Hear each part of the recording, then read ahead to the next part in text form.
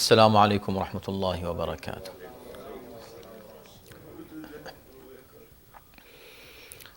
حضرات، آج جمادی الثانی کی 17 تاریخ ہے 1437 اور مارچ کی 26 تاریخ ہے 2016، اور آج ہم پھر سے آیت نمبر 108، 109 اور 110 108 سے لے کر 110 تک کی تلاوت کا شرف حاصل کریں گے۔ اعوذ باللہ من الشیطان الرجیم، بسم اللہ الرحمن الرحیم۔ الحمد للہ رب العالمین، والصلاة والسلام علی سیدنا و نبینا و مولانا ابی القاسم محمد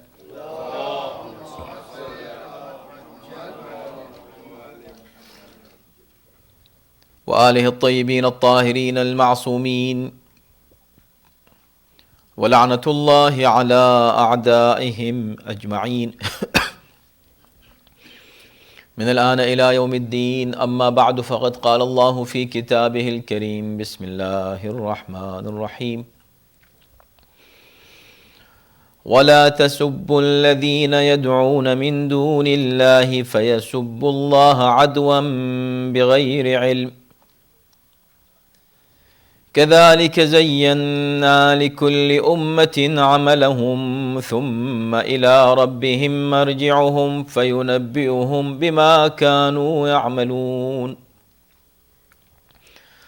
وأقسموا بالله جهد أيمانهم لئن جاءتهم آية ليؤمنن بها، قل انما الآيات عند الله وما يشعركم انها اذا جاءت لا يؤمنون، ونقلب افئدتهم وابصارهم كما لم يؤمنوا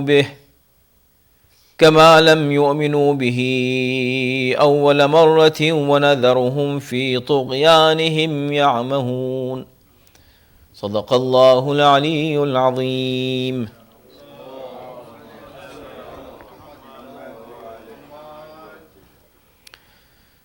اور یہ لوگ اللہ کو چھوڑ کر جن کی عبادت کرتے ہیں انہیں گالیاں نہ دو، کہیں وہ ظلم و عداوت کے ساتھ جہالت کی بنا پر اللہ کو برا بھلا نہ کہنے لگیں۔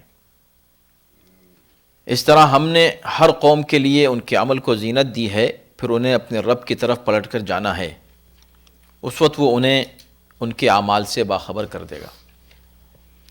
اور ان لوگوں نے اللہ کی پرزور قسمیں کھائی ہیں کہ اگر ان کے پاس کوئی نشانی آئی تو وہ ضرور ایمان لے آئیں گے۔ آپ کہہ دیں کہ نشانیاں تو اللہ ہی کے پاس ہیں، اور تمہیں کیا خبر کہ اگر وہ نشانیاں آ بھی جائیں تو یہ لوگ ایمان نہیں لائیں گے۔ اور ہم ان کے دلوں کو اور نگاہوں کو اس طرح پھیر دیں گے جیسے یہ پہلے ایمان نہیں لائے تھے، اور انہیں اپنی سرکشی میں بھٹکتا چھوڑ دیں گے۔ تو گزشتہ ہفتے اس آیت پر گفتگو ہوئی تھی، ان آیات میں سے پہلی آیت کے اوپر، اور بات نامکمل رہ گئی تھی، تو آج ہم اسی سلسلے کو آگے بڑھاتے ہیں گفتگو کے۔ آیت بہت ہی اہم ہے یہ، اور ایک بہت اہم ہمارے سوشل اسپیکٹ کی طرف اشارہ کر رہی ہے، اور جو اسلامی اخلاقیات ہیں اس کے ایک بہت ہی اہم پہلو کو ظاہر کر رہی ہے کہ وَلَا تَسُبُّوا الَّذِينَ يَدْعُونَ مِن دُونِ اللَّهِ۔ یہ مشرکین جو اللہ کو چھوڑ کر دوسروں کی عبادت کرتے ہیں، ان کے معبودوں کو تم برا نہ کہو۔ اوریجنلی سب کا لفظ استعمال کیا، لا تسبو، انہیں سب و شتم نہ کرو، ان کو گالی نہ دو۔ سب کے مطلب کیا ہے؟ سب اور شتم دو لفظ عربی میں استعمال ہوتے ہیں، جس کا ترجمہ ہم اردو میں کرتے ہیں گالی۔ تو اب یہ گالی اردو میں اس کا مفہوم کیا واقعی وہی ہے جو سب و شتم کا ہے عربی میں؟ تو ہر زبان میں گالی کا اپنا ایک مفہوم ہوتا ہے کلچر کے اعتبار سے کہ کس طرح کے الفاظ استعمال کیے جائیں تو اسے گالی مانا جائے گا. لیکن بہرکیف چونکہ الفاظ ہوتے ہیں، ان الفاظ کا ٹرانسلیشن ورڈ ٹو ورڈ کرنا بڑا مشکل ہوتا ہے، پورے مفہوم کو ادا کرنا کسی اور زبان میں. لیکن اوور آل اگر ہم اس کو گالی مانیں کہ سب و شتم کا مطلب ہے گالی، ابھی ہم اس پر بھی تھوڑی سی گفتگو کریں گے بعد میں، تو گالی دینا ایسے الفاظ جو نازیبا ہوں اور نامناسب ہوں، اخلاق سے گرے ہوئے ہوں، ان کا استعمال کرنا گالی ہے. اور یہ تو اوور آل نہ صرف مشرکین کے معبودوں کو گالی دینا منع ہے اس اعتبار سے، بلکہ کسی کو بھی گالی دینا صحیح نہیں ہے.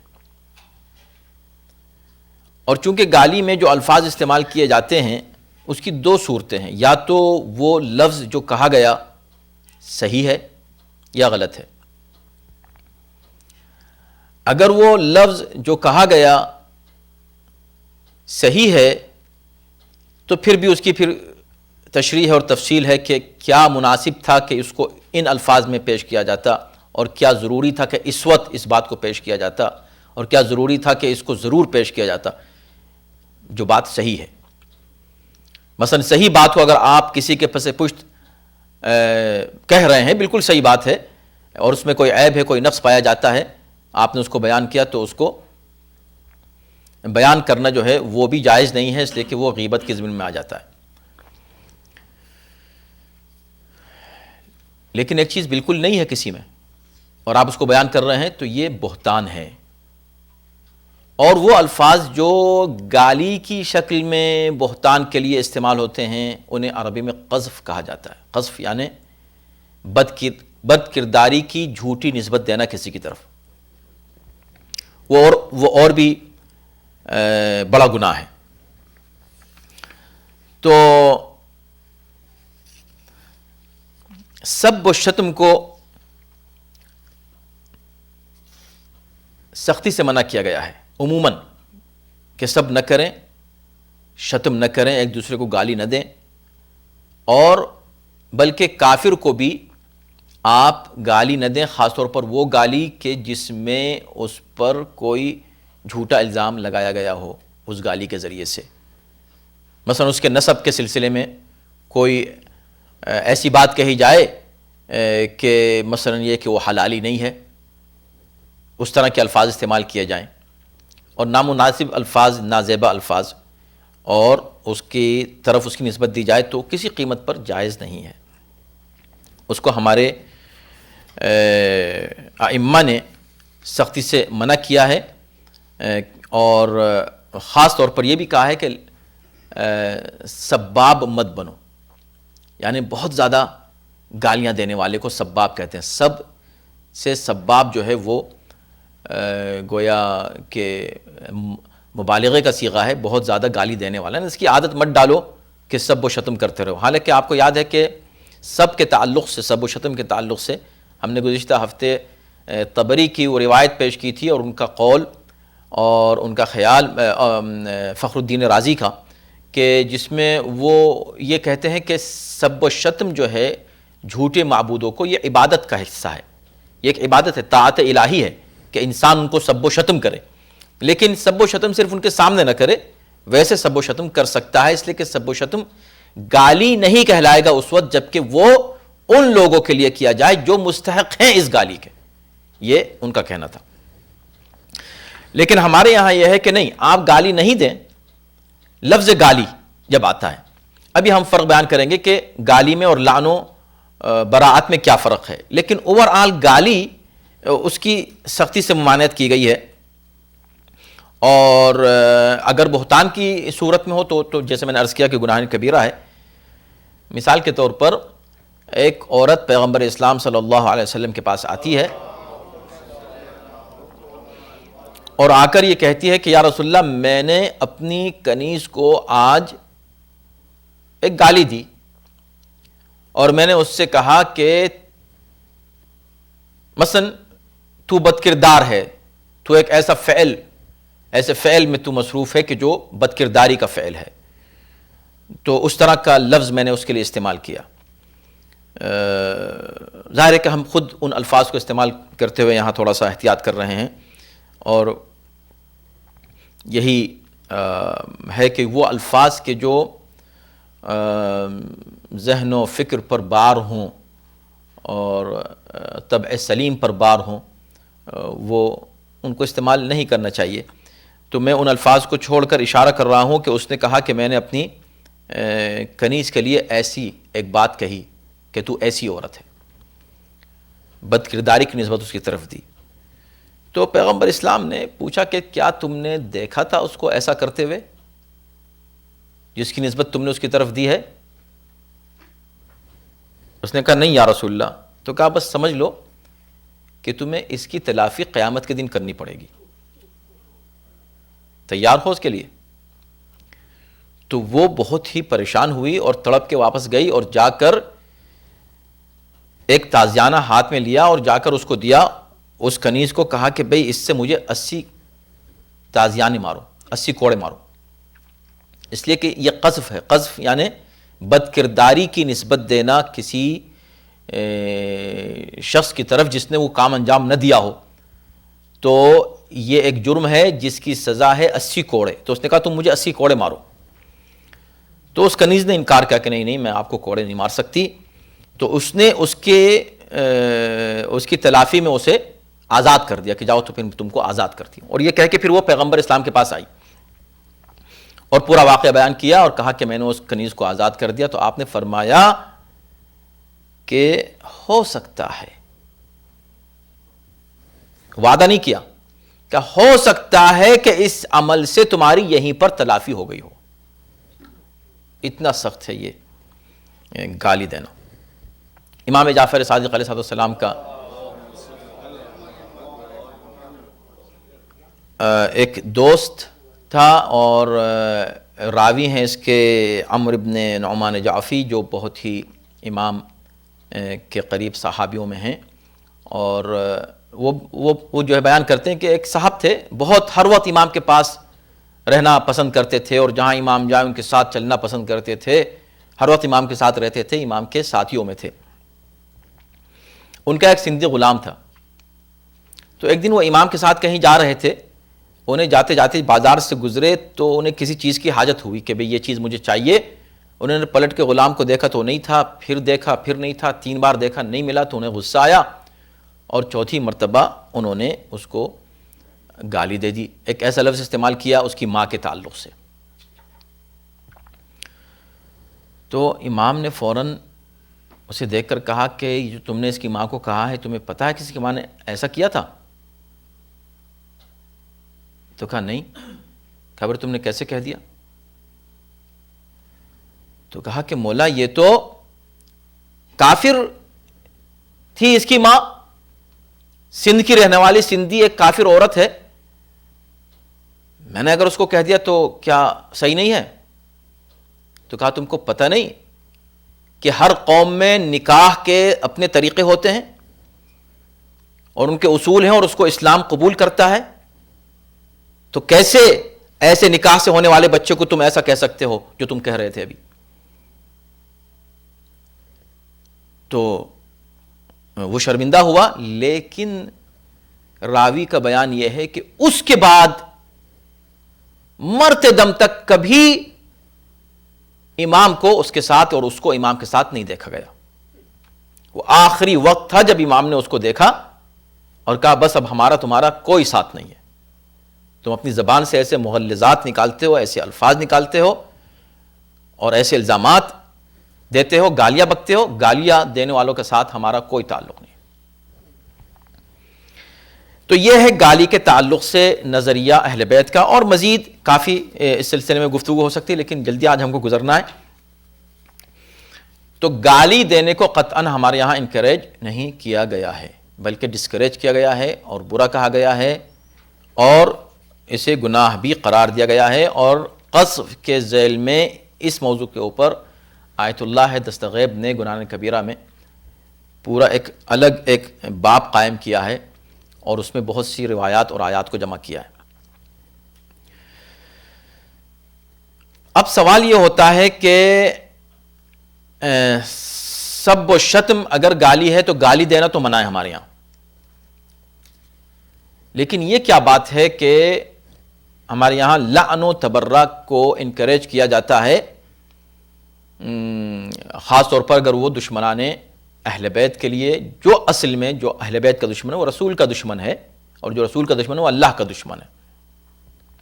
اس لیے کہ اہل بیت سے کسی کی کوئی براہ راست دشمنی نہیں تھی، جو بھی دشمنی تھی اسی وجہ سے تھی کہ چونکہ یہ رسول کے اہل بیت ہیں لہٰذا ہم ان سے دشمنی کریں گے، اور رسول سے بھی کوئی دشمنی نہیں تھی چونکہ یہ اللہ کے رسول ہیں لہٰذا تو اصل میں دشمنی اللہ سے ہے، جس کو بھی دشمنی اہل بیت سے۔ تو ایسے دشمنان دین کو، دشمنان خدا کو، دشمنان رسول کو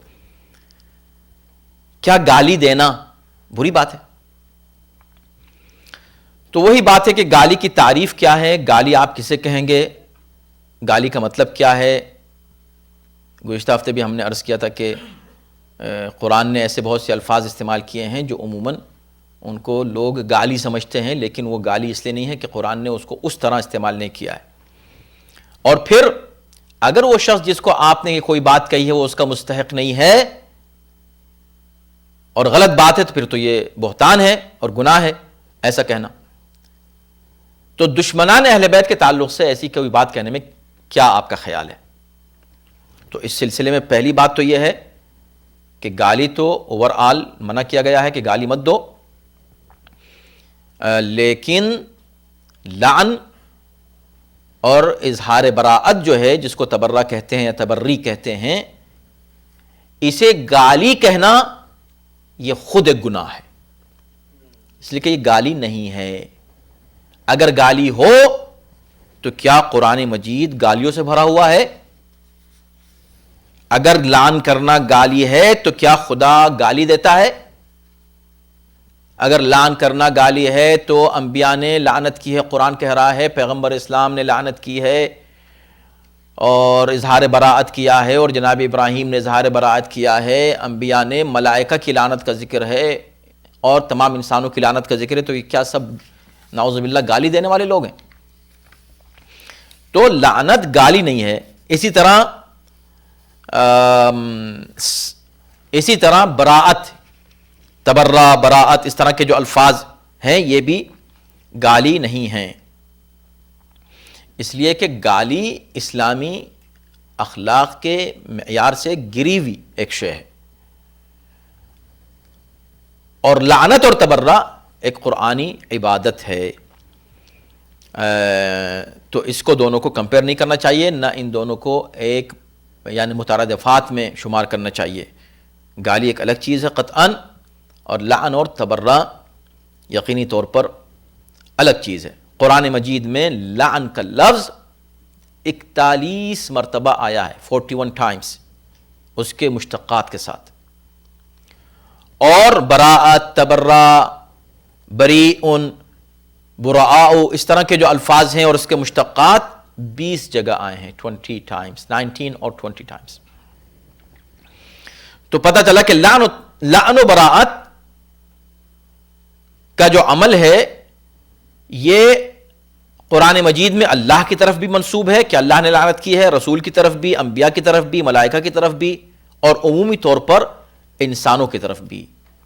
اب وہ ساری آیتیں پڑھنے کا اس وقت نہیں ہے، لیکن ہم اشارہ کر رہے ہیں۔ جبکہ سب و شتم کا کوئی لفظ قرآن میں نہیں آیا، نہ لفظ سب آیا ہے، نہ لفظ شتم آیا ہے علاوہ اس آیت کے۔ اس آیت میں سب آیا ہے، شتم کا لفظ تو ہے ہی نہیں پورے قرآن میں، اور سب کا لفظ بھی نہیں ہے علاوہ اس جگہ، وہ بھی منع کیا گیا ہے کہ سب نہ کرو، نہ کرنے کے معنی میں ہے، جبکہ پورے قرآن میں کہیں پر نہیں ہے کہ لعن نہ کرو، لا تلعنو پورے قرآن میں نہیں ہے، لا تتبرؤ قرآن میں نہیں ہے، بلکہ اس کے برعکس ہے، لعنت کو انکریج کیا گیا ہے کہ لعنت ہونی چاہیے، اور تبرہ یعنی براءت دشمنان دین سے ہونی چاہیے۔ کیوں؟ اس لیے کہ لعن کا مطلب وہ نہیں ہے جو لوگ لیتے ہیں۔ لعن کا مطلب کیا ہے کہ لعن یعنی یہ دعا کہ پروردگار فلاں کو اپنی رحمت سے دور رکھنا، اب ظاہر سی بات ہے کہ ایسی دعا کرنا کہ یا اللہ فلاں کو اپنی رحمت سے دور رکھ، رحمان و رحیم پروردگار سے ایسی دعا کرنا، اگر یہ دعا کسی ایسے شخص کے لیے کی جائے کہ جو اس کا مستحق نہیں ہے تو یہ پلٹ کر اسی کی طرف آتی ہے. اسی لیے روایات میں ہے کہ لعن سوچ سمجھ کے کرنا، کسی ایسے شخص پہ لعن مت کرنا کہ جو مستحق لعن نہیں ہے، ورنہ تم پر پلٹ کے آئے گا. لہذا تحقیق کر لو پہلے، ریسرچ کر لو کہ بھئی جس پر لعن کرنا ہے یہ لعنت کے قابل ہے کہ نہیں. اگر قابل ہے پھر تم پر لازم اور واجب ہو جائے گا کہ تم اس پر لعن کرو، تاکہ اس سے اظہار بیزاری ہو، اس سے اظہار براعت ہو، اور تم یہ کہہ سکو کہ ہمارا اس سے کوئی تعلق نہیں. کیونکہ براعت کا مطلب بھی ڈس ایسوسیشن، ہمارا کوئی تعلق نہیں. انی بریئن یعنی میں تم سے بری ہوں، میرا تم سے کوئی تعلق نہیں ہے. تو دشمنان دین سے کہنا کہ میرا تم سے کوئی تعلق نہیں ہے تو واجبات دینی میں سے ہے، یہ تو اصول مذہب میں سے ہے، اور اس سے انکار گویا کہ حقیقت دین سے انکار ہے اور صحیح عقیدے سے انکار ہے. تو اپنی جگہ کہ لعنت اور تبرہ، اور نہ صرف یہ کہ لعنت اور تبرہ اوور آل قرآن میں ہے، بلکہ جہاں یہاں منع کیا گیا ہے کہ بھئی دیکھو تم مشرکین کے معبودوں کو برا نہ کہو، وہاں سورہ توبہ سٹارٹ ہی اس بات سے ہوتا ہے کہ اللہ جو ہے مشرکین سے اظہار براعت کرتا ہے، ان اللہ بریء من المشرکین ورسولہ. پھر نہ صرف یہ بلکہ معبودوں سے، انی بریء مما تشرکون، جناب ابراہیم کہتے ہیں کہ میں براعت کا اظہار کرتا ہوں ان لوگوں سے جس کو تم شریک قرار دیتے ہو. انا براء منکم ومما تعبدون، ہم اظہار براعت کرتے ہیں، تبرہ کرتے ہیں تم سے، ومما تعبدون اور جن کی تم عبادت کرتے ہو ان سے. تو یہ سب باتیں گالی نہیں ہیں، ان کا کوئی تعلق سب و شتم سے نہیں ہے. تو خلاصے گفتگو کیا ہوا کہ لعنت و تبرہ کا گالی سے کوئی تعلق نہیں ہے، اور یہاں لوگوں کو کنفیوز نہیں ہونا چاہیے. اب ایک بات اور رہ جاتی ہے کہ اگر یہ بات صحیح ہے کہ لعنت و تبرہ عبادت پروردگار ہے اور قرآنی گویا کہ حکم ہے اور سنت انبیاء ہے، سنت ملائکہ ہے، سنت الہی ہے، تو اس پر عمل کرنا یہ تو باعث ثواب ہے یقینی طور پر. اور جو شخص بھی گویا کہ لعن اور تبرہ کا مخالف ہے تو گویا وہ جو ہے قرآن کا مخالف ہے. لیکن سوال یہ ہوتا ہے کہ جب لعن و تبرہ عبادت ہے تو کیا یہ کوئی ایسی عبادت ہے جس کا کوئی قانون نہیں ہے، جس کے کوئی اصول نہیں ہے، جس کے کوئی مسائل نہیں ہے؟ کیا شریعت میں ایسی کوئی عبادت ہے کہ آپ کہیں کہ ہاں ہے تو یہ عبادت، لیکن جس طرح جو تم چاہو کر لو، اس کے کوئی اصول و ضوابط نہیں ہے؟ اس عبادت کے اصول و ضوابط ہیں. ان اصول و ضوابط میں یہ بات آتی ہے کہ آپ لعن و تبرہ بھی جب وربلی علل اعلان کرنا چاہیں تو ایسی جگہ نہ کریں. یہ آیت اس وقت اپلائی ہوتی ہے، یہ آیت حالانکہ سب کو منع کر رہی ہے، یہاں پر لعن کو منع نہیں کر رہی ہے، لیکن ایسی جگہ لعن بھی نہ کیا جائے کہ جہاں پر فساد کا خوف ہو. کیوں؟ اس لیے کہ قرآن اس کے اسباب بیان کر رہا ہے. اس کے بجائے کہ آپ صرف نعرے لگائیں، اس طرح کے نعرے لگائیں، وہ بھی دوسروں کے سامنے، اپنے مجمع میں، اپنے لوگوں میں کوئی حرج نہیں ہے، لیکن ایسی جگہ کہ جہاں پر جنہیں آپ برا کہہ رہے ہیں ان کے ماننے والے موجود ہیں تو آپ ایسا نہ کریں. کیوں؟ اس لیے کہ دو ریزن قرآن نے بیان کیے ہیں. فَيَسُبُّ اللَّهَ عَدْوًا بِغَيْرِ علم، ایک تو سبب یہ بیان کیا ہے کہ وہ عدو کی بنا پر، عدو کے دو مفہوم ہو سکتے ہیں، عداوت سے یا ظلم و اعتداء اور عدوان سے. تو یعنی ظلم کی بنا پر وہ لوگ تمہارے جو برحق رہبر ہیں، برحق جو اللہ ہے ہمارا معبود، ان کو برا کہنا شروع کر دیں گے. یا یہ کہ دوسرا سبب ہے بغیر علم، علم کے بغیر وہ باتیں کریں گے جو کسی طرح مناسب نہیں ہیں. یعنی ہمارے مقدسات کی توہین ہوگی اگر ہم کسی کے مقدسات کی توہین کرتے ہیں. وہ صحیح ہے کہ وہ جو جن کے مقدسات ہیں وہ مقدس نہیں ہیں, انہوں نے بنا لیا ہے مقدس بتوں کی طرح, وہ بالکل صحیح ہے, لیکن آپ اس کو ثابت کریں علمی طور پر, تاکہ پھر اب ان کے ساتھ جو ہے, چونکہ بغیر علم کا مسئلہ ہے نا, کہ ان کے پاس علم نہیں ہے, اور ہمارا فرض یہ ہے کہ ہم ان کو علم دیں, ان کو معلومات فراہم کریں کہ حقیقت کیا ہے. اور اس کا خلاصہ امیر المومنین علیہ السلام کے اس قول میں ہم کو نظر آتا ہے. نہج البلاغہ میں آپ نے ارشاد فرمایا, صلوات پر محمد و آل محمد.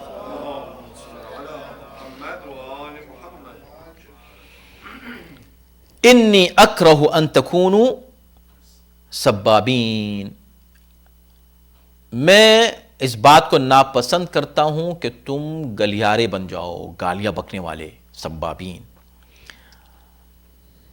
ولیکنکم, اب دیکھیں یہ ایک امام معصوم ہی کا کلام اتنا بلند ہو سکتا ہے, اور جو بالکل قرآن سے کتنا مطابق ہے آپ دیکھیں.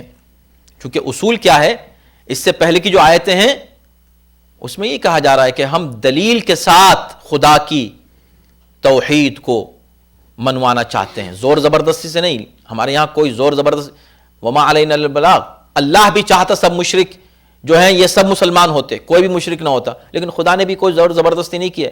جب زور زبردستی ہے ہی نہیں تو پھر ہم کسی کو گالیاں کیوں بکیں, وہ بھی ان کے معبود کے سامنے کیوں بکیں؟ بھئی اگر کہنا ہے تو چلو کوئی دلیل لاؤ کہ تم غلط ہو. تو امام فرماتے ہیں کہ وَلَكِنَّكُمْ لَوْ وَصَفْتُمْ أَعْمَالَهُمْ, لیکن اگر تم ان کے اعمال کو بیان کرو, وَذَكَرْتُمْ حَالَهُمْ, ان کی جو حالت ہے, ان کی سچویشن ہے, وہ پیش کرو دنیا کے سامنے. یعنی ان کے جو اعمال ہیں, بجائے اس کے کہ ان کو تم براہ راست جس گالی دے رہے ہو. گالی دینے سے گالی کا سننے والا جو دوسرا کوئی ایک شخص ہے یا ان کا ماننے والا, وہ اس بات کو کیسے سمجھ لے گا کہ جس کو وہ مان رہا ہے وہ لوگ غلط ہیں؟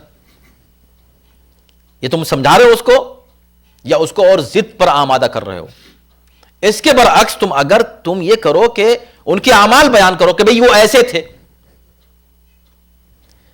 وَذَكَرْتُمْ حَالَهُمْ, اور ان کی حالات پیش کرو, انہوں نے یہ کیا, انہوں نے یہ ظلم کیا, اور دلیل کے ساتھ, ایسے نہیں کہ ایسے کیا, دلیل کے ساتھ ان کے سامنے پیش کرو کہ انہوں نے کیا کیا یا کیا کر رہے ہیں.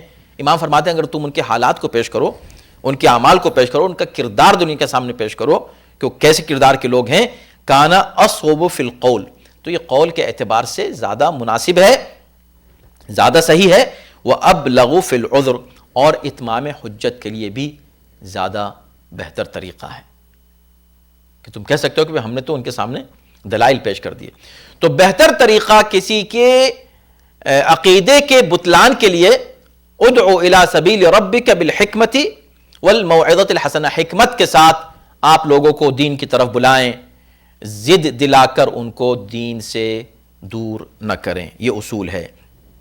لیکن اب دیکھیں نا, وہی مشکل ہے, ہم گزشتہ بھی عرض کر رہے تھے درس میں, کہ افراط و تفریط میں لوگ مبتلا ہو جاتے ہیں. جب ایک نظریہ قائم کر لیا, اس نظریے پہ ون وے چلے جاتے ہیں, نہ ادھر دیکھتے ہیں نہ ادھر دیکھتے ہیں, اور کسی ایک ایکسٹریم پہ جا کے کھڑے ہو جاتے ہیں. اسی طرح دوسرے ایک ایکسٹریم آ جاتی ہے. تو یہاں امام نے بھی, قرآن نے بھی بالکل بیلنس رکھا ہے مسئلے کو.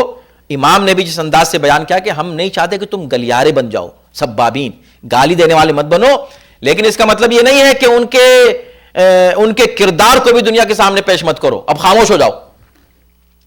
نہیں, کردار پیش کرو. تو ایک چیز کا حکم دے رہے ہیں, ایک چیز سے روک رہے ہیں. مگر ہمارے یہاں کیا ہے, ایک گروپ جو ہے وہ اس کو لے کے بیٹھ جاتا ہے کہ بس گالیاں بکنا ہے, دوسرا گروپ یہ کہنا ہے کہ نہیں نہیں, ان کو ویسے بھی برا مت کہو, یعنی ان کے کردار کو بھی مت پیش کرو دنیا کے سامنے کہ برے انہوں نے کوئی برائی کی ہے, نہ ذکر ہی مت کرو ان کا. دونوں باتیں غلط ہیں. گالی مت دو مگر ان کا ذکر کرو دلیل اور عقل و برہان کے ساتھ, تاکہ سب کو پتہ چلے کہ حقیقت کیا ہے. بس اتنی سی بات ہے. کیوں گالی مت دو اور کیوں ان کو برا مت کہو, اور ان کے سامنے مت کہو, یہ بھی ہے کہ ان کے سامنے مت کہو. ایسا نہیں کہ دل میں بھی ان کو برا مت سمجھو, اگر برا نہیں سمجھو گے تو پھر تو تم حق کو قبول ہی نہیں کر سکتے، اس لیے کہ اللہ کو ماننے کے لیے پہلے لا الہ کہنا پڑتا ہے۔ سورہ حمد میں آپ سورہ حمد تمام ہی نہیں کر سکتے جب تک تبرہ نہ کریں،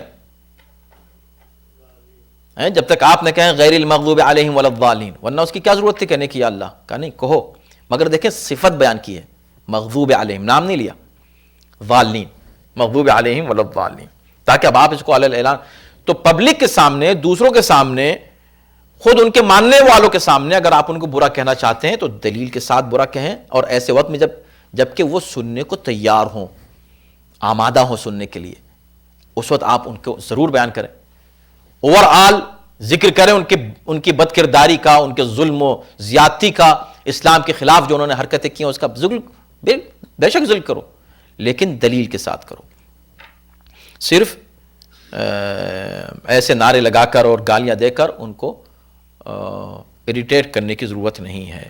کذالک زینا، کیوں؟ اس لیے کہ قرآن اب یہ کہہ رہا ہے کذالک زینا لکل امت عملہم، اس لیے کہ ہم نے ہر امت میں جتنے بھی لوگ ہیں ان کے اعمال کو زینت دی ہے ان کے لیے، یعنی جو جس عقیدے کا ماننے والا ہے وہ اس عقیدے کو اس طرح مان رہا ہے کہ گویا اس کی نظر میں وہ بہترین عقیدہ ہے، تو ہم نے ہر ایک کے عمل کو اور اس کے عقیدے کو اس کی نظر میں زینت دی ہوئی ہے۔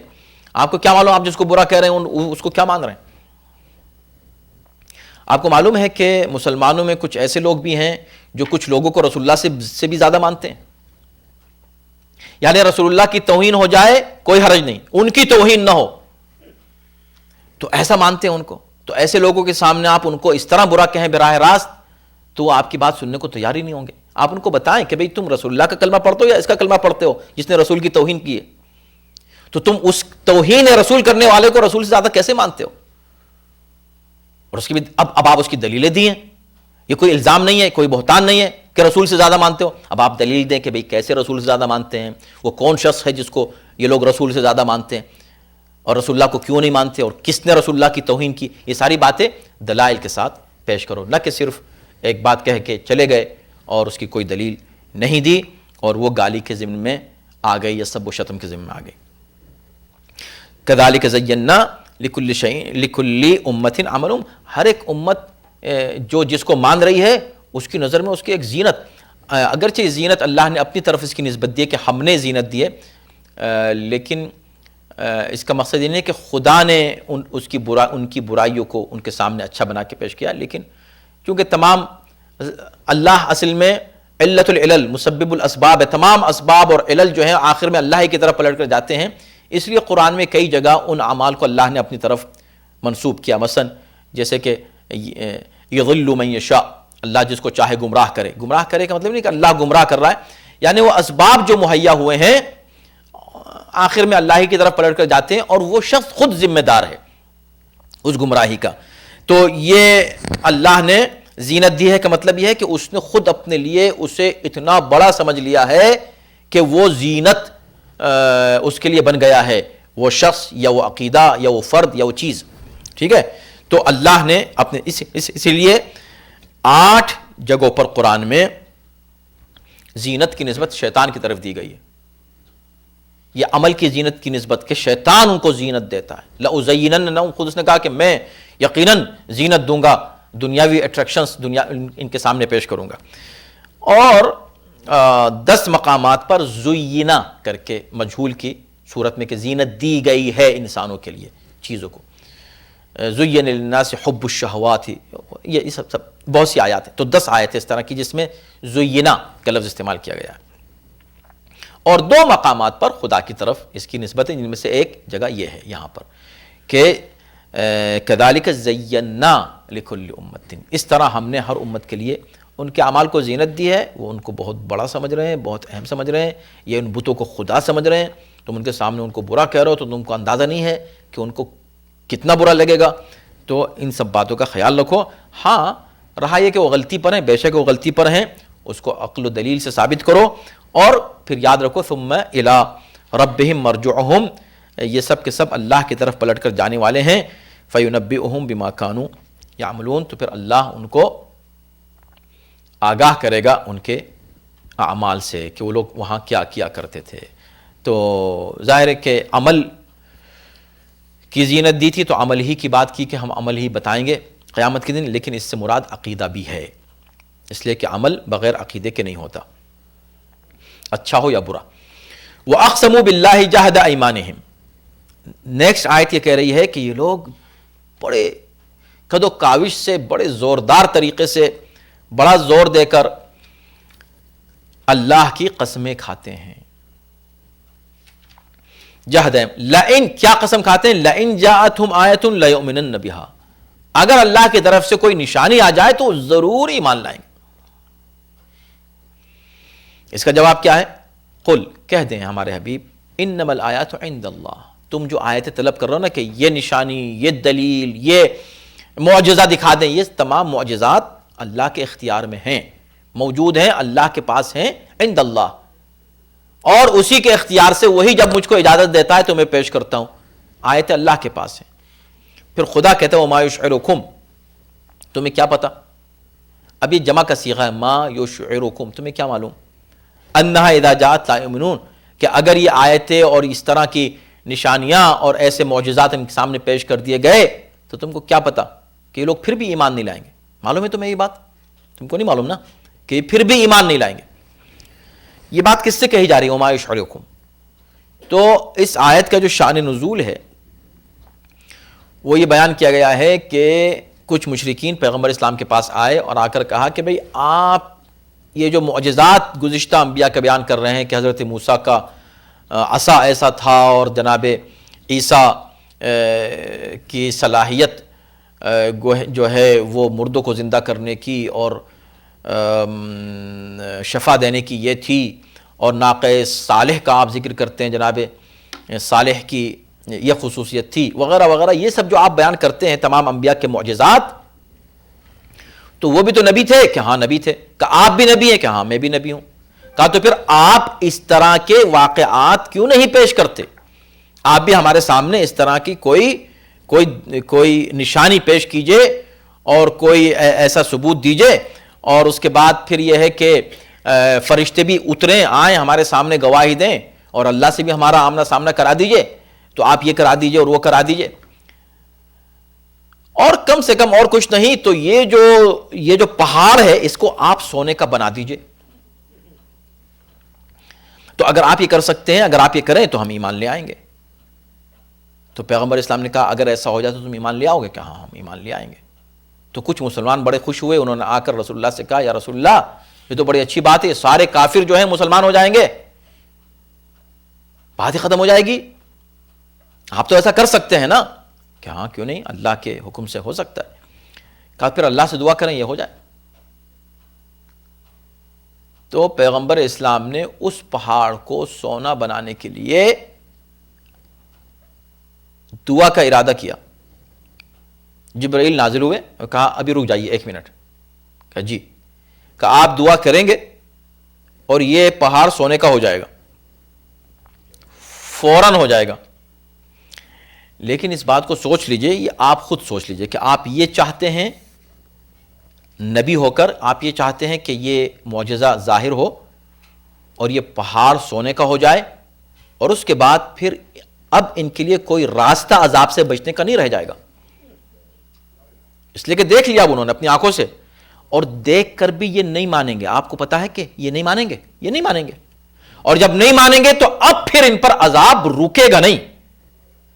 اب اس لیے رکا ہوا ہے کہ انہوں نے اپنی آنکھوں سے اس طرح کی چیز مثلا نہیں دیکھی ہے جس کا وہ خود مطالبہ کر رہے ہیں. گزشتہ انبیاء جب ان کے سامنے پیش کرتے تھے معجزات، وہ پھر بھی نہیں مانتے تھے تو عذاب آتا تھا. اب چونکہ آپ اپنے معجزات اپنے طور پہ پیش کر رہے ہیں حکم الہی سے، ان کے مطالبات پہ نہیں پیش کر رہے ہیں. اگر ان کے مطالبے پر آپ نے معجزہ دکھا دیا، اتمام حجت ہو گئی، راستے بند ہو گئے توبہ کے. اب اس لیے کہ وہ اب اتنی ضد پر آ گئے، اب توبہ نہیں کر سکتے اور ان پر عذاب ضرور آئے گا. تو آپ کیا چاہتے ہیں کہ ان پر عذاب آئے یا توبہ کا دروازہ ان کے لیے کھلا رہے؟ ہو سکتا ہے ان میں سے کوئی توبہ کر کے مسلمان ہو جائے. کہا نہیں، میں تو یہ چاہتا ہوں کہ وہ لوگ توبہ کر کے مسلمان ہو جائیں. کہا نہیں، تو اس سے مسلمان نہیں ہوں گے، نہ دکھائیں گے تو امکان ہے کہ مسلمان ہو جائیں. تو رسول اللہ نے کہا نہیں تو پھر میں نہیں ایسا کرتا. تو یہ بات جو ہے وہ ما یشعرکم، یہ مسلمانوں سے کہی جا رہی ہے کہ مسلمانوں تم آ کے مطالبہ کر رہے ہو، بڑے خوش ہو کہ یا رسول اللہ دکھا دیجئے معجزہ. تمہیں کیا پتا کہ اگر ہم نے معجزہ دکھا دیا تو یہ نہیں مانیں گے، اور جب نہیں مانیں گے تو نتیجہ کیا ہوگا. تو یہ مطلب ہے. اس کا مطلب یہ ہوا کہ ضد اور ہٹ دھرمی کے ساتھ اگر کوئی مطالبہ کیا جائے تو انبیاء اس کو پیش نہیں کرتے. خاص طور پر خاتم النبیین نے اس طرح کے معجزات لوگوں کے مطالبے پر پیش نہیں کیے ہیں. اور یہی وجہ ہے کہ اس امت پر براہ راست اس طرح کے عذاب نہیں آئے ہیں جیسے گزشتہ امتوں پر آئے تھے. وَنُقَلِّبُ أَفْئِدَتَهُمْ وَأَبْصَارَهُمْ كَمَا لَمْ يُؤْمِنُوا بِهِ أَوَّلَ مَرَّةٍ، اور ہم ان کے دلوں کو اور آنکھوں کو اس طرح پھیر دیں گے جیسے یہ پہلے تھے، جیسے پہلے انہوں نے ایمان. کیا مطلب؟ تو اس کا مفہوم یہ ہے کہ یعنی قیامت کے دن ان کے دل و نظر گویا کہ اس طرح ہوں گے کفر و شرک کی بنا پر کہ جیسے یہ دنیا میں ایمان نہیں لائے تھے، جیسے دل اور دماغ اور فکر و نظر ان کی دنیا میں تھی ویسے ہی آخرت میں ہوگی. وَنَذَرُهُمْ فِي طُغْيَانِهِمْ يَعْمَهُونَ، اور ہم ان کے طغیان میں اسی طرح چھوڑ دیں گے، اسی طرح ان کو ان کی سرکشی میں چھوڑ دیں گے، ان کی ہم کوئی مدد نہیں کریں گے. یہ چھوڑ دینا بھی گویا کہ گمراہ کرنے کے مفہوم میں، یعنی کہ جب خدا کہتا ہے کہ ہم نے گمراہ کیا، یعنی ہم نے ان کو ان کے حال پہ چھوڑ دیا. فَنَذَرُهُمْ، ہم ان کو چھوڑ دیں گے ان کی سرکشی میں بھٹکتا ہوا، اس لیے کہ جو شخص خود کچھ نہیں چاہتا اسے کوئی کچھ دے نہیں سکتا. جب وہ ہدایت چاہتے ہی نہیں ہیں، حاصل کرنا نہیں چاہتے ہیں، ان کو دی جا رہی ہے اس کو قبول نہیں کرنا چاہتے، تو زور زبردستی سے ہم ان کو ہدایت نہیں دیں گے، ان کو اس کے حال پر چھوڑ دیں گے. پروردگار انشاءاللہ ہمارے علم و معرفت میں اضافہ فرمائے. ابو سفیان کے زمانے میں منبر سے جو برائیاں کرتے تھے حضرت علی کے بارے میں، ہاں تو کیا وہ بھی ستم میں شامل؟ بالکل، بہت اچھا آپ نے سوال کیا ہے. اس سے پہلے کہ اس کا جواب دیں، اگلے ہفتے انشاءاللہ ہم آیت نمبر 111 سے 113 تک کی تلاوت کریں گے انشاءاللہ، 3 آیات کی. اور آپ کا سوال بالکل صحیح ہے اور یہ ہمارے مضمون سے مربوط ہے کہ سب و شتم جو ہے وہ کبھی عموماً ہوا نہیں ہے، اور کوئی قوم اس طرح سب و شتم نہیں کرتی جس طرح کہا جاتا ہے، علاوہ ایک قوم کے. اس قوم نے ہمیشہ سب و شتم کیا، اور وہ ہے معاویہ کی گویا فالوور قوم، وہ جنہوں نے معاویہ نے 70 سال تک نہ صرف عام محفلوں میں بلکہ ممبروں پر، یعنی اس سے زیادہ اب کچھ نہیں ہو سکتا کہ ممبروں پر خطبہ جمعہ میں خطبہ شروع کرنے سے پہلے، خطبہ ختم کرنے سے پہلے گویا اصول بنا لیا تھا حضرت علی پر سب و شتم کرنے کا، اور الفاظ سب و شتم کے ہیں، سب و شتم اور لعن وہ لوگ کرتے تھے حضرت علی پر، نعوذ باللہ. یہی وجہ ہے کہ لعن پلٹ کر جاتی ہے اگر لعن کا مستحق کوئی شخص نہیں ہے کرنے والے پر.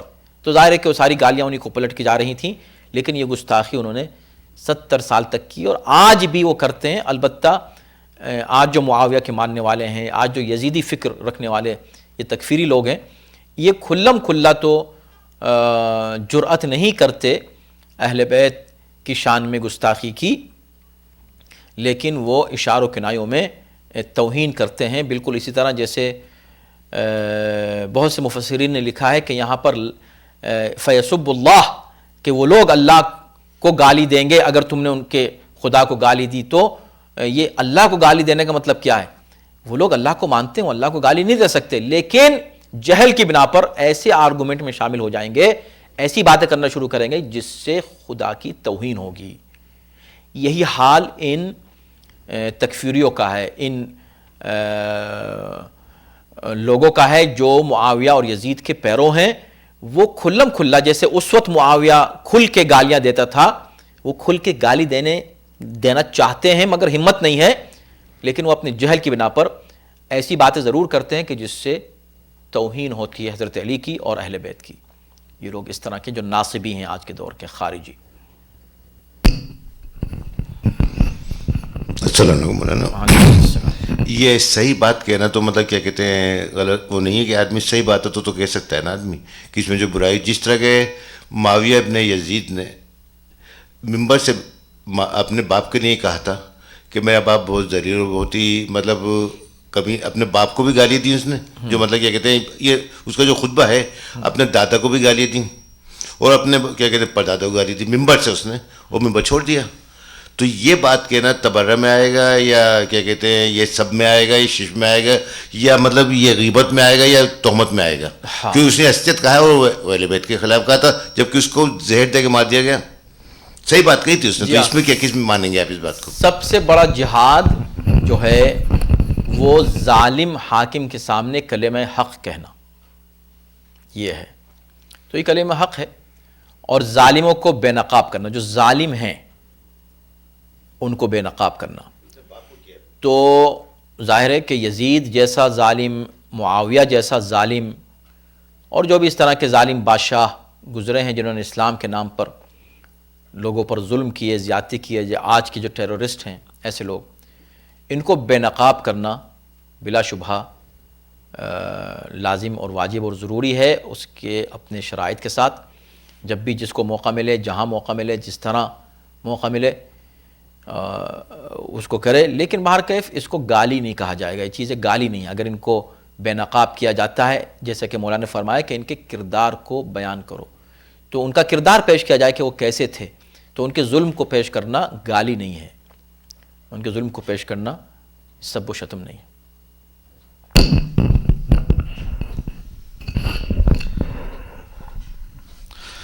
یہ آپ نے ابھی جو یہ بیان کیا کہ جیسے یہ کافر جو رسول کے پاس آتے تھے اور کہتے تھے آپ یہ معجزہ دکھا دیجئے ہم مسلمان ہو جائیں گے, آپ یہ معجزہ دکھا دیجئے ہم مسلمان ہو جائیں گے.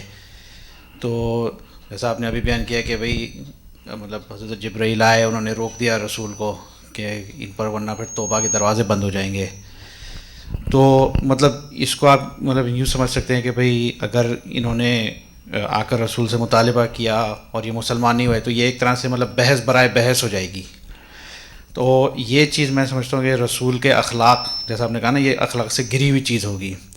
تو کیا یہی وجہ ہے کہ جب مباہلہ میں یہ جو کرسچنز آئے تھے اور یہ بحث در بحث بحث در بحث بحث در بحث کیے جا رہے تھے, اور جب کلیئر ہو گیا تھا کہ یہ نہیں ماننے والے ہیں, تب یہ آیت مباہلہ آئی کہ آپ مطلب آپ اپنے عورتوں کو, بچوں کو, سب کو لے کر جمع ہوں اور پھر لعنت کریں گے.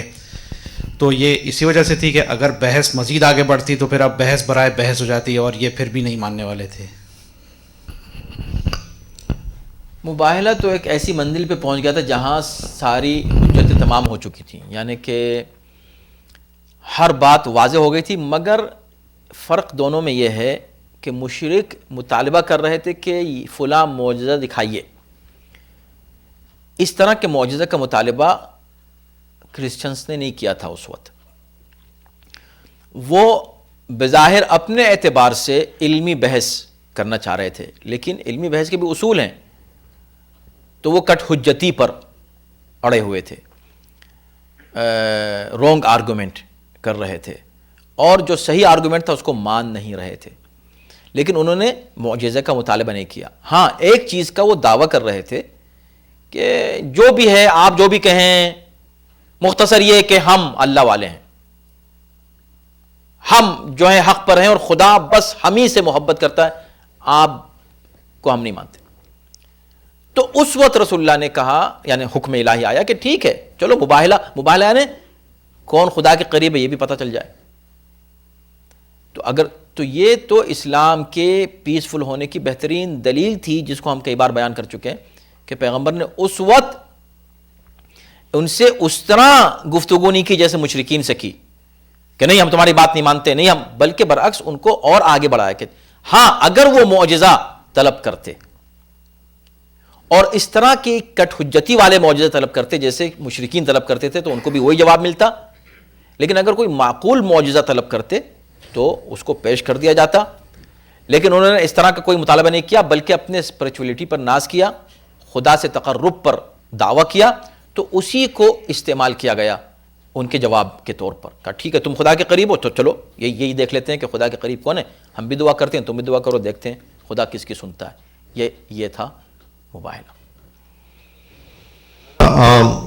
آپ نے کہا کہ یہ آیت 109 جو ہے وما یشعرکم جو ہے یہ بیسکلی مسلمانوں سے خطاب ہے, اور جبکہ 108 میں تو ظاہر ہے کہ وہ نان بلیورز ہے.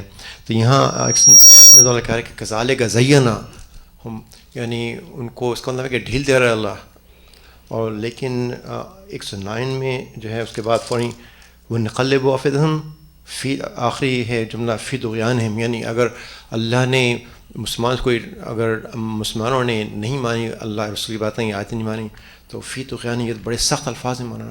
جا زینا خدا کی طرف جو نسبت ہے, ابھی ہم نے عرض کیا کہ اس کا مطلب یہ نہیں کہ خدا نے کفر کو اور شرک کو اچھا بنا کے ان کے سامنے پیش کیا, نہیں, بلکہ ان کے جو اعمال ہیں یعنی نتائج کو خدا اپنی طرف نسبت دیتا ہے.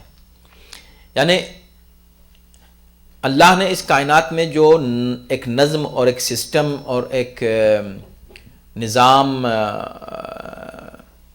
کاز اینڈ افیکٹ کا رکھا ہے, اس کے بیس پر انسان ایک عمل کرتا ہے تو اس کا افیکٹ یہ ہے, یہ عمل کرے گا تو اس کا افیکٹ یہ ہے, ایسا سوچے گا تو اس کا افیکٹ یہ ہے.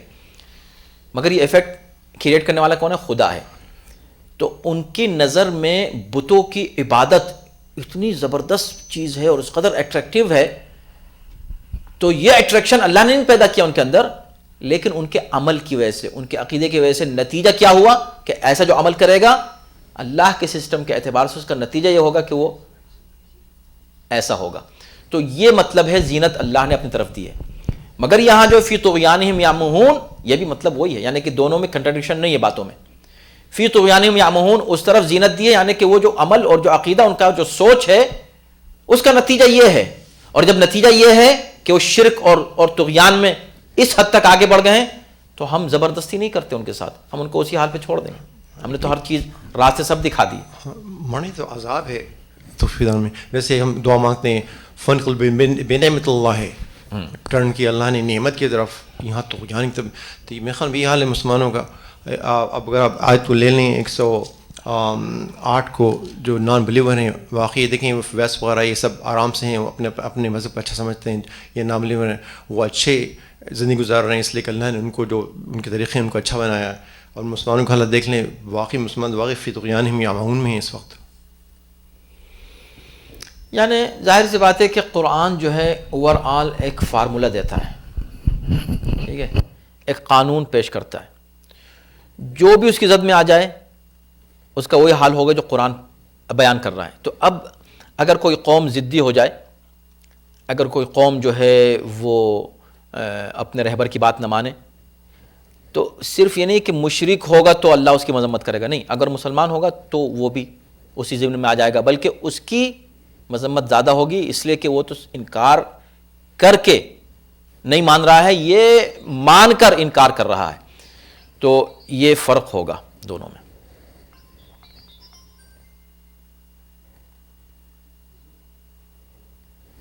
ہلو السلام علیکم.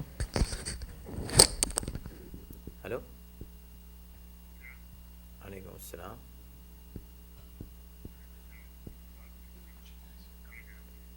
کون؟ ہاں جوہر بھائی, جی بتائیے. تو ہم آپ کو اس پہ اسپیکر پہ رکھ دیتے ہیں. جی جوہر صاحب بول رہے ہیں, جی بتائیے. مولانا صاحب نے کہا نا کہ دوسروں کو برا نہ کہو, وہ برا کہیں گے. اس کی ایک مثال یہ ہے, کتنا برا کرتے ہیں یہ لوگ. اگر مثال کے طور پر ڈاؤن ٹاؤن شکاگو میں آپ نے کہا اللہ ہوگا کہیں گے, لوگ بھاگ جائیں گے. اللہ ہوگا اتنا پاک نام ہے اللہ کا, اس کا صفات ہے اللہ اکبر, اس سے لوگ ڈر جاتے ہیں, بھاگتے ہیں. کتنا برا کیا لوگ. بہت اچھا, صحیح, جزاک اللہ. اچھا, اچھی بات. جی السلام علیکم. وعلیکم السلام. جہاں تک آپ نے کہا تو میں سمجھاؤں, تھوڑا اگر غلط ہو تو کریکشن کر دیجیے گا, اگر کسی کی ذات کے لیے اگر آپ نازیبہ الفاظ اختیار کریں گے تو وہ گالی میں شمار ہوگا، لیکن اگر کسی کے عمل کی وجہ سے اگر ہم اس کو برا کہیں گے تو وہ کیا کہلائے گا؟ عمل اور ذاتیات دو مختلف چیزیں ہیں۔ ہاں ہاں ہاں، نہیں اچھا ہے، بالکل اچھا سوال ہے آپ کا۔ ہاں مطلب یہ ہے کہ کسی کو برا کہنا اس کی ذات کی وجہ سے، کہ چونکہ یہ ہے، یہ ظاہری ذاتی دشمنی ہو گئی، تو ذاتی دشمنی کے بیس پر آپ کسی کو برا کہیں تو بے شک یہ ہو سکتا ہے سب و شتم میں شامل ہو جائے اور منع ہے۔ لیکن کسی کو برا کہہ رہے ہیں اس وجہ سے کہ مثلا وہ ظالم ہے، وہ ظالم ہے، اور اس کا ظلم صرف اگر آپ تک محدود ہے تو بہتر ہے کہ آپ اس کو معاف کر دیں، کیونکہ وہ آپ کے اوپر اس نے ظلم کیا ہے، آپ اس کو معاف کر دیں۔ لیکن ایک ظالم ہے جس نے ظلم مجھ پہ نہیں کیا ہے، قوم پہ کیا ہے، دین پہ کیا ہے، اسلام پہ کیا ہے، اللہ پہ کیا ہے، رسول پہ کیا ہے، قوم پہ کیا ہے، پوری امت اور ملت پہ کیا ہے، تو ایسے ظالم کو ہم کیسے معاف کر دیں یا ہم کیسے چھوڑ دیں؟ اس پر لعنت جائز نہیں، واجب ہے، واجب ہے، اوجب واجبات میں سے ہے ایسے ظالمین پر لعنت کرنا اور ان سے اظہار براءت کرنا، ورنہ تو اسلام گیا، ایمان تو چھوڑیں، مسلمان بھی نہیں رہیں گے۔ تو ایسے لوگوں سے، لیکن ہاں اس کے اصول ہیں، صرف اس کے اصول ہیں کہ آپ ایسے لوگوں کو نام لے کر ان کے ماننے والوں کے سامنے برا نہ کہیں، ورنہ اس سے فساد ہو سکتا ہے اور وہ پلٹ کر ہمارے جو سچے رہبر ہیں ان کو برا کہہ سکتے ہیں۔ لیکن یہ ہے کہ ان کو برا تو کہنا، ہاں ان کو کیا کریں؟ دلیل کے ساتھ، عقل کے ساتھ، مثلا کوئی ایسا ٹی وی چینل ہو کہ جس میں دلائل پیش کیے جائیں کہ بھئی دیکھو یہ تمہاری کتابوں میں لکھا ہوا ہے، اس میں لکھا ہوا ہے، احترام کے ساتھ، صحیح اخلاق کے ساتھ اس بات کو پیش کیا جائے کہ سننے والے اس کو سنیں، اور جو جس جہل میں اس جہل سے باہر نکلیں، مگر دلیل کے ساتھ، بغیر دلیل کے بات نہیں کی جائے۔ اپنی کتابوں میں لکھا ہوا نہیں مانتے مولانا، وہ لکھتے نہیں مانتے، صحیح بخاری میں لکھا ہوگا اس میں نہیں مانیں گے، تو اس میں کیا کیا جائے؟ السلام علیکم۔ ان کے حال پہ چھوڑ دیا جائے، خدا کیا ہے؟ ادھر وَنَذَرَهُمْ فِي طُغْيَانِهِمْ يَعْمَهُونَ۔ ہاں السلام علیکم ہوگا۔ آپ وہ مسالک جو ہیں اسلام کے، جنہوں نے ابتدائے اسلام میں رسول اللہ صلی اللہ علیہ وسلم کی اولاد کے ساتھ ظلم کیا، اگر آپ ان کے اوپر لعنت بھیجتے ہیں اور جو ان کے فالوورز ہیں ان کی پرسیپشن میں لعنت بھی ایک گالی ہے، تو اس کا سلوشن کیا ہے؟ نہیں، ان کے پرسپشن کی کوئی ویلیو زیرو سے بھی، شاید زیرو بھی نہیں ہے ہماری نظر میں، یا قرآن کے، ان کا پرسپشن تو ویسے ہی غلط ہے، لیکن بات صرف اتنی ہے، پوائنٹ یہ ہے کہ دیکھیں وہ جن کو اپنا رہبر مان رہے ہیں، ہماری نظر میں وہ ظالم ہیں، ان کی نظر میں وہ ہیرو ہیں، تو ایسے شخص کے سامنے جو اس کو ہیرو مان رہا ہے، اس ظالم کو آپ اس طرح براہ راست ڈائریکٹ برا نہ کہیں، بلکہ اس طرح کی اسٹریٹجی اپنائیں کہ جس سے وہ اس کے ظلم سے واقف ہو جائے، بغیر علم کا جو مسئلہ ہے نا وہ وہاں سے ہٹائیں اس کے دماغ سے، یعنی جہل ہٹائیں، اس کو علم دیں، معلومات فراہم کریں، اور کس طرح؟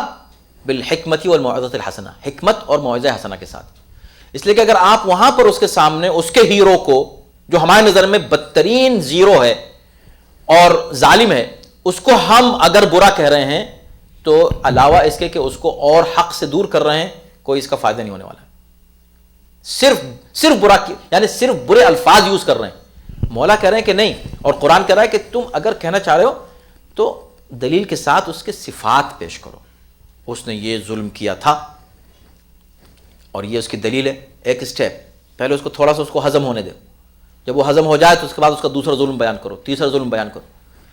لیکن جیسے ابھی آپ فرما رہے تھے کہ اگر وہ مانتے ہی نہیں، اپنی کتابوں کو بھی اپنی کتاب بھی نہیں مانتے، تو پھر ان سے بات ہی مت کرو۔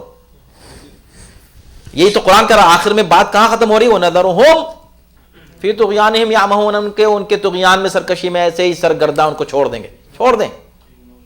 صرف وہاں پر آپ کام کریں جہاں عقل سے، دلیل سے کوئی سننے کو تیار ہو، تیار نہ ہو تو نہ اپنا وقت صرف کریں اور ضائع کریں، نہ کوئی اور فساد کا سبب جو ہے کریٹ کریں. اس سے فساد بھی ہو سکتا ہے, اس سے برائیاں بھی ہو سکتی ہیں.